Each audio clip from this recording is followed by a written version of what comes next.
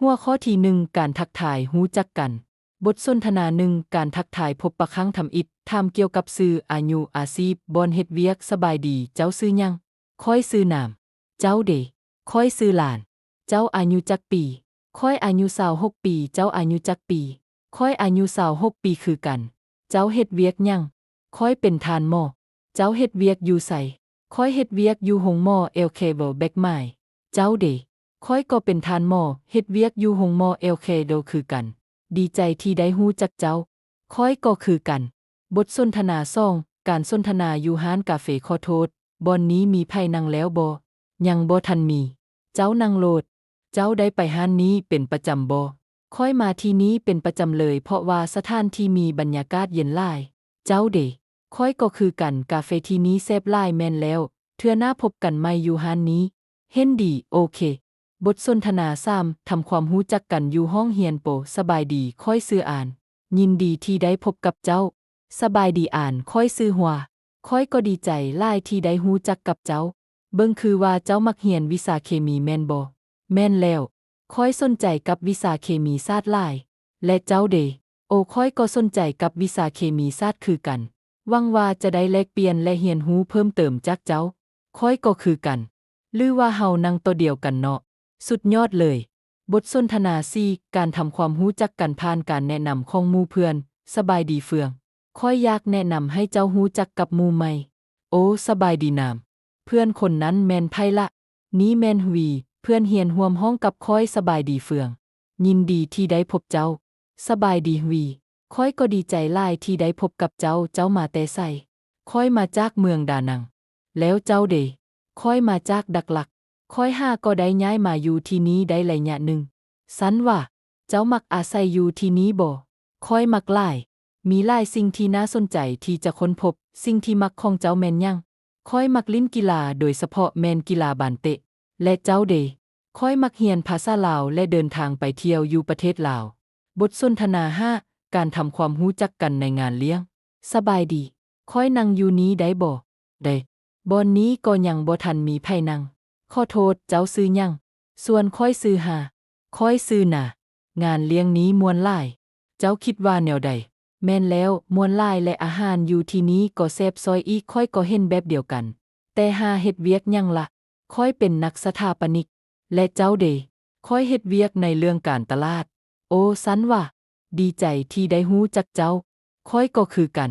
หัวข้อการสนทนาในห้องเรียนบทสนทนา1เจ้าเฮ็ดเวียกบ้านวิชาคณิตแล้วยังค่อยมัวแต่เบิ่งหนังลืมไปเลยปาโทจักน้อยอาจารย์กวดกาปักเป่าและเจ้าสิเฮ็ดแนวใดล่ะหวังว่าอาจารย์จะเอิ้นคนอื่นแต่ถ้าเอิ้นทึกค่อยน่ะตายแล้วค่อยสิสอนให้นี้บทความนี้ง่ายแท้ว่าช่วยค่อยไว้เทื่อนี้เด้อโอเคอย่าลืมเด้อเลี้ยงสานมให้ค่อยลั่งเวลาเรียนใดโอเคสัญญาขอบใจเด้อบทสนทนาการเกียมตัวสำหรับชั่วโมงกวดกาเจ้าก็เกียมสำหรับบทกวดกาแล้วบ่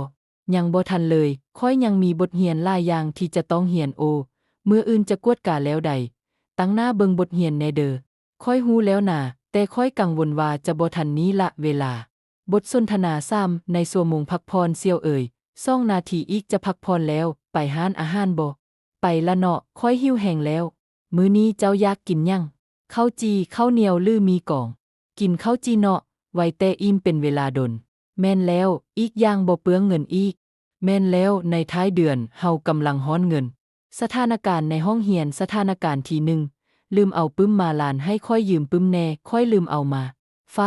เป็นหยังจึงลืมทุกครั้งเลยเนาะพอค่อยฟ้าวโพดก็เลยลืมช่วยค่อยไว้เทื่อนี้น่ะเทื่อสุดท้ายเด้อ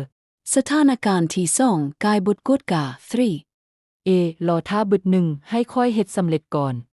คำตอบแมน42แน่นอนบ่นะทึกแน่นอนค่อยคิดไล่ลบไปลบมาอย่างละเอียดแล้วขอบใจเด้อสถานการณ์แลกเปลี่ยนลมกับครูซ่อนบทสนทนา1การถามคำถามที่ยากเรียนอาจารย์น้องบ่เข้าใจบอนนี้ปานใดอาจารย์อธิบายคืนอีกได้บ่ได้น้องบ่เข้าใจบอนใดโดยบอนสูตรคิดไล่เนื้อที่รูปวงมนสูตรแมนคูณกับกำลังของรัศมีเจ้าจื้อแล้วบ่โดยน้องเข้าใจแล้วขอบใจอาจารย์บทการสนทนาข้อต่อเวลากำหนดส่งบทเรียนอาจารย์น้องสามารถส่งบทซ้าน้อ1ได้บ่เป็นหยังละน้อง โดยเพราะว่าน้องเป็นไข้หวัด2-3มื้อนี้เลยบ่ทันมีเวลาเฮ็ดได้แต่จือพยายามส่งให้ไวที่สุดให้ได้นะโดยขอบใจอาจารย์หลายบทสนทนา3ข้อคะแนนสูงกว่าเรียนอาจารย์น้องสามารถเบิ่งคืนคะแนนของน้องได้บ่น้องมีข้อสงสัยเกี่ยวกับคะแนนของตนบ่โดยน้องคิดว่าน้องเฮ็ดข้อ3ถึกแต่ถึกลบคะแนนอาจารย์เบิ่งคืนช่วยน้องได้บ่ได้อาจารย์จะเบิ่งคืนอีกแต่บ่ได้สัญญาว่าจะเปลี่ยนแปลงดอกเด้อโดยน้องขอบใจอาจารย์บทสนทนา4ข้อออกนอกยามมุงเรียนอาจารย์น้องสามารถออกนอกบึดหนึ่งได้บ่มีเรื่องหยังบ่น้องโอ้โดยน้องต้องการไปห้องน้ำได้น้องไปเถาะแล้วอย่าลืมเข้าห้องเรียนทันทีเด้อโดยน้องขอบใจอาจารย์บทสนทนา5ข้อพักเรีย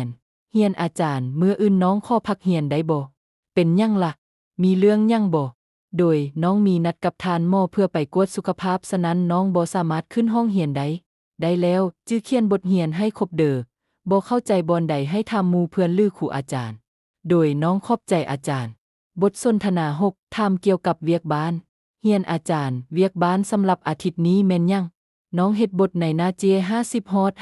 55และกะเกี่ยมบทเสนอสำหรับอาทิตย์ต่อไปเด้อโดยน้องจื้อแล้วขอบใจอาจารย์หัวข้อครอบครัวแต่สนทนา1การแบ่งปันเวียกบ้านแม่เอ่ยมื้อนี้ให้ลูกล้างถ้วยเด้อลูกเก่งหลายอย่าลืมถูโต๊ะกวาดและถูเฮือนเลยเด้อลูกโดยลูกฮู้แล้วแม่วางใจได้เลยบทสนทนา2เว้าเกี่ยวกับอาหารคำแม่คำนี้เฮาสิกินหยังละมื้อนี้เฮากินหม้อฮ้อนไก่เด้อบ่ได้กินดนแล้วดีหลายลูกจะช่วยแม่เกี่ยมอาหารได้ลูกซ้อนผักให้แม่แน่มีดและไม้เคียงไว้อยู่ใส่แม่ในตู้ครัวนั้นล่ะลูกโดยบทสนทนา3บอกซ่อนเกี่ยวกับการหำเหียนลูกเอ่ยอย่ายุ่งกับการลิ้นเกมเป็นห่วงกับการเรียนแน่โดยลูกเรียนเบิดแล้วลิ้นบืดหนึ่งซื่อแต่อย่าให้ดึกเกินไปเด้อลูกโดยลูกฮู้แล้วบทสนทนา4แผนการเดินทางไปเที่ยวของครอบครัวแม่ในฤดูร้อนนี้ครอบครัวของเฮาสิไปท่องเที่ยวบ่ไปลูกอยากไปทะเลลือขึ้นภูเขาบ่ไปทะเลเนาะแม่ลูกมักลอยน้ำได้แม่จะจองปีหยนต์และโรงแรมไว้ก่อนบทสนทนา5ถามหาสุขภาพของปู่ย่าพ่อเอ่ยช่วงนี้ปู่กับย่าแข็งแรงดีบ่ปู่กับย่ายังมีสุขภาพแข็งแรงอยู่เพียงแต่เจ็บหลังน้อยหนึงโอ้ท้ายอาทิตย์นี้เฮาไปเยี่ยมยามพ่อตู้แม่ตู้เด้อพ่อได้นั้นเป็นแนวคิดที่ดีบทสนทนา6ซื้อของขวัญให้ครอบครัวน้องเอ่ยท้ายอาทิตย์นี้ไปซื้อของตอนให้พ่อแม่ได้บ่ได้แต่น้องอยากซื้อหยังแด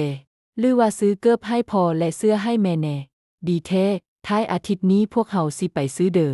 บทสนทนา7การสนทนาเกี่ยวกับการเรียนของลูกน้องเอ่ยช่วงนี้การทำเรียนของลูกเป็นแนวใดคะแนนก็ดีอยู่แต่คะแนนวิทยาศาสตร์ธรรมศาสตร์บ่สูงฉะนั้นเฮาลงทะเบียนให้ลูกเฮาเรียนเพิ่มบ่ก็ได้เพื่อให้ลูกมีเวลาเบิ่งบทเรียนเพิ่มเติมหัวข้อ4หมู่เพื่อนบทสนทนา1นัดพบที่จะออกไปเที่ยวลานท้ายอาทิตย์นี้ไปดื่มกาแฟบ่ไปจักโมงและอยู่ไสประมาณ3 โมงแลงห้านไม่ใกล้กับสวนสาธารณะได้บ่ได้แล้วพบกันบทสนทนา2ส่วนไปเบิ่งหนังหมาย5ก็มีหนังใหม่ออกมาอยากไปเบิ่งบ่โอ้หนังหยังนั่นคือหนังใหม่ของวอรสแพ้ไปท้ายอาทิตย์นี้เด้อตกลงให้ค่อยจองปีก่อนบทสนทนา3การแบ่งปันเรื่องที่โศกเศร้าเป็นหยังมื้อนี้เจ้าเบิงโศกเศร้าแท้มีเวียกหยังเกิดขึ้นค่อยก็ผิดเที่ยงกันกับแม่ของค่อยรู้สึกเศร้าและผิดหวังหลายพวกเจ้าทั้งสองโตเที่ยงกันเกี่ยวกับเวียกหยังมันเป็นเพียงแต่เรื่องเล็กน้อยค่อยรู้ว่าแม่เป็นห่วงค่อยแต่ค่อยอยากให้ลาวเข้าใจรู้สึกของค่อยเข้าใจความรู้สึกนั้นบางเทื่อพ่อแม่บ่รู้ว่าคำเว้าของเขาเจ้ามีผลกระทบแนวใดแต่เจ้าพยายามบอกแม่ของเจ้าให้ชัดเจนบ่ค่อยย้านว่าลาวจะใจหายหลายกว่าค่อยคิดว่าเจ้าควรเว้าเพียงแต่แบ่งปันอย่างสัตย์ซื่อลาวจะเข้าใจอย่างแน่นอนขอบใจหลายการเว้าลมกับเจ้าเฮ็ดให้ค่อยรู้สึกดีขึ้นบ่เป็นหยังทุกครั้งที่เจ้าโศกเศร้าเพียงแต่มาหาค่อยบทสนทนา4ข้อคำแนะนำอ่านค่อยคิดว่าค่อยควรเปลี่ยนเวียกหรือบ่เจ้าคิดแนวใดเป็นหยังเจ้าจึงอยากเปลี่ยนเวียกปัจจุบันบ่ดีว่าแม่นแล้วค่อยบ่เห็นการพัฒนาค่อยต้องการสิ่งท้าทายใหม่ถ้าเป็นเช่นนั้นให้กล้าหาญและพยายามเจ้ายังหนุ่มอยู่ค่อยจะพยายามขอบใจหลายบทสนทนา5การสลีมฉลองวันเกิด อ่านวันเกิดของเจ้ากำลังจะมาถึงเจ้าจะสลีมสลองมันแนวใดบ่อาจเป็นเพียงแต่เต้าห่มกับหมู่เพื่อนใกล้ชิดเท่านั้นดีแล้วอย่าลืมเสิร์นค่อยอย่ากังวลค่อยบ่ลืมดอกบทสนทนา6เครียดแค้นและการคืนดีหลานเจ้าเครียดค่อยว่าเป็นหยังเจ้าบ่ส่งข้อความหาค่อยใน2-3 มื้อผ่านมาแม่นย้อนว่าเจ้าลืมนัดหมายกับค่อยในงานกินเลี้ยงนั้นค่อยขอโทษค่อยลืมไปแท้ค่อยขอสดเสยก็อย่าค่อยให้อภัยเจ้าเทื่อนี้บทสนทนา7ส่วนไปกินตอนกลางคืนนามเจ้านอนแล้วว่ายังนอนเลื่อนผ่านโทรศัพท์มีหยังบ่หิวหลายค่อยอยากออกไปกินข้าวแรงตอนดึกอยากไปกับค่อยบ่ค่อยหิวคือกันตอนนี้กินหยังได้แน่ร้านข้าวเปียกไก่อยู่ต้นหอมหยังเปิดอยู่งอนดอมเจอเตอนำฟูดเตอไทโดโรยสวงโอเคดีละหญ่าแต่หอมถอยซับซิวโรยโอเคไปไวค่อยหิวหลายค่อยกำลังจะเป็นลมแล้วหัวข้อ5สุขภาพสนทนา1ลงทะเบียนการกวดสุขภาพสบายดีค่อยอยากลงทะเบียนการกวดสุขภาพค่อยควรเฮ็ดแนวใดโดยอ้ายกรุณาตืมข้อมูลใส่ในแบบฟอร์มนี้และรอท่าฮอดคิวของอ้ายโดยขอบใจค่อยจำเป็นต้องส่งบัตรประกันสุขภาพของค่อยบ่แม่นแล้วกรุณาส่งบัตรประกันสุขภาพของอ้ายพร้อมกับแบบฟอร์มนี้เจ้าขอบใจเอื้อยสนทนา2อยู่ห้องกวดสุขภาพสบายดีทานหมอช่วงนี้ค่อยมักจะมีอาการปวดหัวและวินหัวเมื่อบ่ดนมานี้เจ้าเคยเคร่งเครียดหรือนอนบ่พอบ่เจ้าค่อยมักจะนอนดึกไปเฮ็ดเวียกอาจจะเป็นย้อนการนอนบ่พอฉะนั้นเอื้อยต้องพักผ่อนหลายและดื่มน้ำให้เพียงพอบัดนี้ค่อยวัดแทกความดันเลือดให้เอื้อยสภาพความดันเลือดของค่อยเป็นแนวใดทานหมอความดันเลือดต่ำน้อยหนึ่งพร้อมกับอาการนอนบ่หลับเจ็บหัววินหัวเดี๋ยวนี้ค่อยจะสั่งยาให้เอื้อยอย่าลืมกินยาตามคำแนะนำในใบสั่งแพทย์ถ้าหากมันยังบ่ดีขึ้นควรเฮ็ดแนวใดทานหมอเมื่อบ้านอย่าลืมกินอาหารพักผ่อนพอเพียงและกินยาตามที่ทานหมอสั่งถ้าหากมันยังบ่ดีขึ้นไข้แหน่ควรโทรหาค่อยบทสนทนา3อยู่ห้านยาสบายดีค่อยเป็นไข้หวัดมียายังได้กินให้เศร้าเจ็บไวน้องสามารถนำใช้ยาลดอาการไข้ฉะนั้นเอายาลดอาการไข้แผ่นหนึ่งให้น้องเด้อเอานี้ของเอื้อยรวมทั้งหมดแม่น100กับ50,000 ดงโดยขอบใจเอื้อยหลายบทสนทนา4กวดสุขภาพเป็นระยะสบายดีทานหมอน้องอยากกวดสุขภาพทั่วไปได้แล้วน้องมีอาการพิเศษยังบ่โดยบ่น้องเพียงแต่อยากกวดสุขภาพการกำหนดเวลาเท่านั้นดีหลายฉะนั้นน้องกวดเลือดและถ่ายอีกเซอร์และเดอโดยขอบใจทานหมอบทสนทนา5การพาพี่น้องไปห้องฉุกเฉินทานหมอแม่ของน้องเป็นลมต้องการปิ่นปัวฉุกเฉินทันทีได้แล้วน้องใจเย็นเอื้อยพาแม่ไปห้องฉุกเฉินทันทีโดยขอบใจทานหมอบทสนทนา6ถามเกี่ยวกับผลการกวดทานหมอค่อยสามารถเบิ่งผลการกวดของค่อยได้บ่นี้แม่นผลออกของอายตัวชี้วัดทั้งหมดแม่นอยู่ในขอบเขตปกติบ่มีหยังที่จะกังวลเจ้าขอบใจทานหมอน้องต้องเฮ็ดแนวใดเพื่อรักษาสุขภาพให้ดีกว่าเก่าอายเพียงแต่กินอาหารที่มีสุขภาพดีออกกำลังกายเป็นประจำและนอนหลับให้เพียงพอก็พอโดยค่อยจะพยายามขอบใจหลายทานหมอบทสนทนา7จองคิวกวดอีกครั้งสบายดีทานหมอค่อยอยากนัดจองคิวกวดอีกครั้งในอาทิตย์ต่อไปเจ้าอายอยากกวดสุขภาพในเวลาใดค่อยสามารถนัดหมายในวันศุกร์ประมาณ 10 โมงเช้าได้บ่โดยค่อยจะจองคิวนัดหมายให้อายพบกันใหม่ในวันศุกร์เด้อขอบใจทานหมอ